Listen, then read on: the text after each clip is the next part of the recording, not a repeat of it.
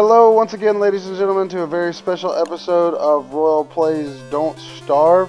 Today we'll be highlighting the changes made to the game on the November 27th patch.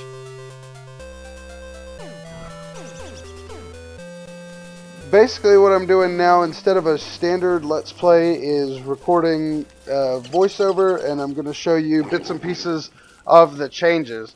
To start off with, some graphical changes. First and foremost, fires are absolutely gorgeous now. A small graphical change of bloom makes the fires look so much more alive and have a much better appearance. There's really nothing more to talk about on that point, but fires are prettier. Second off, along with the inventory, I'm going to kind of lump a whole bunch of stuff in here. We've got three new items, or three new changes. An action button, inventory hotkeys, and a backpack. First off, the action button, not really graphically related, but it is just by pressing space, you'll attack the nearest enemy, pick up, harvest, or chop the nearest object. There's a couple little issues with it. The radius on it doesn't pick up quite as far as you'd want to, and it's not really as context sensitive as I wanted it to be. For instance, if I'm holding a spear and I hit space and I'm near grass, but I'm also near an item or a thing to attack, I should probably attack something. So it's not 100% perfect, but even if it isn't, you learn really intuitively, really quickly, like what's going to work by hitting space and what you're probably still going to want to use the mouse for. Another change in the controls of the game is that Q and E now actually rotate your camera, which was previously done with the arrow keys. Really awesome to have it on Q and E now. First off, a lot more people are going to find out about it because you hit Q and E more frequently than you do arrow keys on your keyboard. And if you don't watch my videos, maybe nobody ever told you that. But anyways, Q and E works really well, especially because you never have to take your hand off the mouse. So it works really well with the space and being able to use the mouse button a lot more effectively now. In addition to that, and along the lines of using hotkeys for stuff, there are inventory hotkeys. Originally it was going to be 10 items in your inventory, in your starting inventory.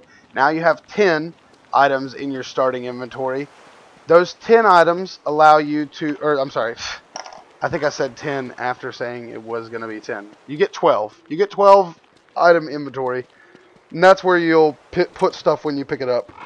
There's no more pull-up window, so it keeps it a little cleaner looking.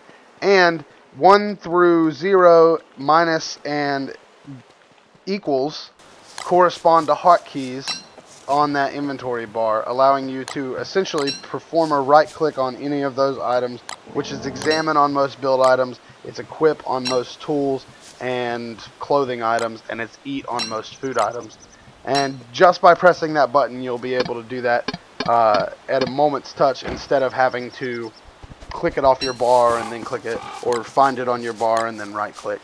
One small little thing, just because sometimes I don't know exactly what's on which button, I wouldn't mind a couple little notes down there to say 1, 2, 3, 4, 5, 6, 7, 8, 9, 10, or 9, 0, minus, and equals. Just that way at a moment's glance I can tell what it is and I don't have to count or count backwards.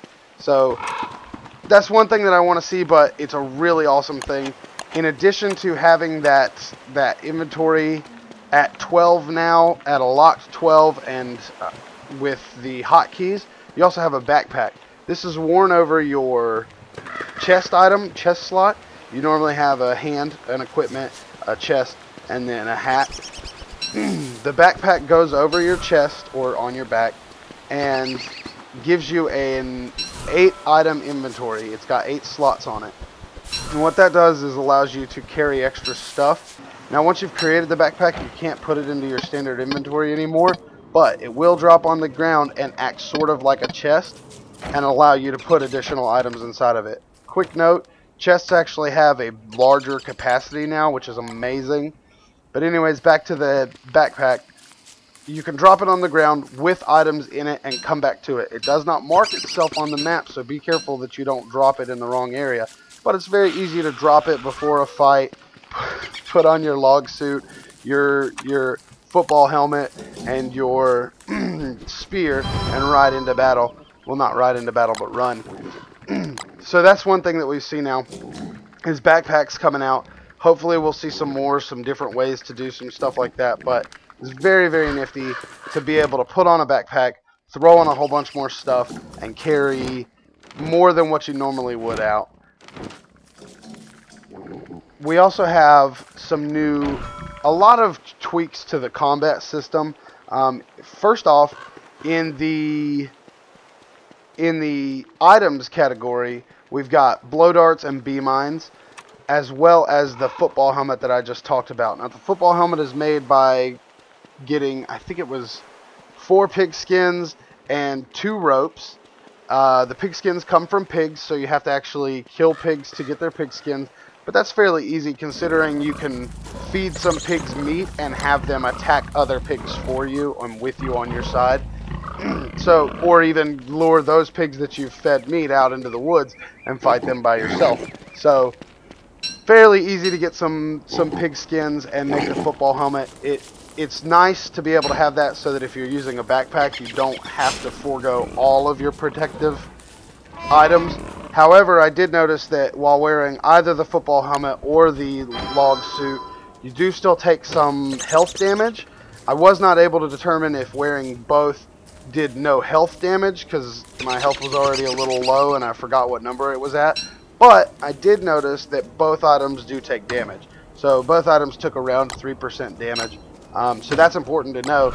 It seems like you're going to have to protect both places in order to like fight something very large like a treant. I wouldn't go against a treant without both items locked up if your plan is to kill them without just using fire. Back to the blow darts and the bee mines. These are 2 new combat items. I say combat. Blow dart's not really a combat item. First, they're more of a hunting item because they put to sleep creatures which, it appears to me that they put to sleep creatures which will already go to sleep. Like if you hit a tall bird with it, there's no sleep.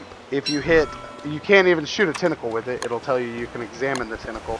So you can't put everything to sleep, but it works fairly well against birds, rabbits, I think pigs. I'm not sure. The one time that I tried to use it on a pig, there were a whole bunch of other pigs fighting me, and I couldn't tell what happened. But anyways, that's the blow dart. The bee mine is amazing. It's essentially a mine that you craft, you set it down, and when something steps on it, a whole bunch of bees come after it. The bee mine requires 4 bees, a plank, I think a plank, maybe 2. I can't remember off the top of my head, and a flint though. Once you use those, and it's 100 research to build. Once you get all of those, you build a landmine. It does not stack, so each bee mine you build will require its own individual inventory slot. However, the blow darts, which use 2 cut reeds, a stinger, and a crow feather. That's what they use, a crow feather. When you craft those, they do stack. I don't know up to how much because I wasn't able to find that out completely, but there you go. A quick note, a couple people have said that they've been having problems catching crows and getting crow's feathers. When you catch a crow, you're not guaranteed a crow feather. One thing that I've found that guarantees crow catches is putting your bird traps on the island bridges between the islands, because only crows frequent those areas. And there are a couple times that I put it down and immediately a crow would land. I don't know if I got any video footage of that, but if I did, I'll show you. But anyways, so that's your blow darts and bee mines. Remember, blow darts stack, bee mines do not, so be mindful of that. Better sleeping. Rabbits and birds can now be put to sleep, so that kind of goes along with the blow dart that we were talking about. It means that those creatures can go to sleep, therefore when you hit them with a blow dart, they will go to sleep. I don't know if any damage is taken when a blow dart hits or whatnot, but you can even shoot a bird who is about to fly away, and he'll fall back down to the ground. Otherwise, it takes a second for it to kick in, the blow dart, but there you go, there's that. Better bug net. You can now capture bees and butterflies alive. Now, you have to have the bees live to create the bee mine. Also, to create a bee house now, you have to have caught some bees. Both are 4, actually. Both require 4. And it's pretty much, you use your net, you go and catch it. Don't hit space. This is important because I did it quite a few times. With your bug net out, don't hit space because you will attack the bee with your bug net. because that's what it's made to do. This space is made to attack, not to catch. I did notice along this line that if you are near fireflies or even in combat with bees, hitting space sometimes will allow you to pick them up even if you don't have a net out. So that seems like a bug, but you know, I'm just bringing everything up. There is a bug with the flies and stuff like that. If you want to be cheesy, use it. If you don't, don't. Scared rabbits. If you attack one rabbit, all rabbits will run to their holes. I saw this a couple times, but there's nothing really to show about it. It's just rabbits being rabbits. What is interesting to note is that you can set off like a chain reaction of rabbits in areas where you have a large concentration of rabbits. So anyways, scared rabbits, very easy. Here's the big stuff. Hounds. I didn't get to see all of the hounds. There are two types of hounds. There's hounds and flame hounds. I'm going to shut up for a second and let you hear the sound that occurs before hounds attack, and they'll make that sound and then they'll come at you. Now, I had this happen twice. One instance there were 2 hounds, the other there were 3 hounds. I'll show you both of those while I continue to talk about this. There's not a whole lot of, like, the second time I had the time to put down bee mines, there's not a whole lot of specific warning. It makes a noise. For anybody who, for instance with me doing Let's Plays, like, I would hear it, but it's not loud enough or obvious enough that someone who's like hearing impaired or something like that would notice it. Just a small little thing. They might want to throw in some text or some kind of visual symbol to show that that's about to happen, so that disabled players can play as well. Because that's something that doesn't get paid attention to quite enough, is that disabled people still like to play video games. So anyways, that aside, hounds look awesome. They fit the look of the game. They fit the general aesthetic. They kind of almost have like a pig feel to them, but they're definitely dogs. They don't take a whole lot of hits. I think I took one. I think I took everyone down that I hit with my spear in 2 hits, and they didn't damage me a whole lot with my log suit on. I have not yet seen a flame hound. This is a special breed of hound that is going to be red and is able to set items on fire, items or you. Haven't really encountered one yet, so I don't have anything to show you or tell you on that. I'm excited to, though. I really want to see a hound doing some flame damage. But these guys are really cool, and just a cool little hint of what we may get to see in later versions of the game. When you kill a hound, you get hound's teeth. This is something where I really hope that it's something you can use for weapons and tools later on in the game. But right now, it's used as, I guess, like buttons for a dapper vest. I didn't get to make a dapper vest because I didn't run into enough hounds during my time with the game. But dapper vest is a new clothing item that you can make. Finally, the last item that you can make with, I think it was 10 gold and 1 red gem, which I have not been able to find out where they drop yet. I don't know if they're specifically dug out of graves or if maybe they get dropped by birds, because birds like shiny things, or the hounds or something. They'll be dropped by something, though. You can craft an amulet now, and if you wear it, they've also taken down how frequently you get it from graves, which is nice, because otherwise why would you ever craft it? But the amulet can be worn on your chest, and if you, I think it's on your chest, it might be on your head. Again, I don't know, I didn't get a chance to try one out. But if you're wearing it and you die, you consume the item and then you return to life, just like the meat effigy. So a really, really cool thing. And that about does it. I'll leave you guys with a little bit more footage of some of the funny stuff and some of the stuff that I enjoyed doing while I was playing. And I will see you tomorrow, but I won't have the patch stuff up because I record my episodes on the weekend. But I'll see you again with all of the new patch items in my game next Monday on Royal Plays Don't Starve. See you guys next time. Bye.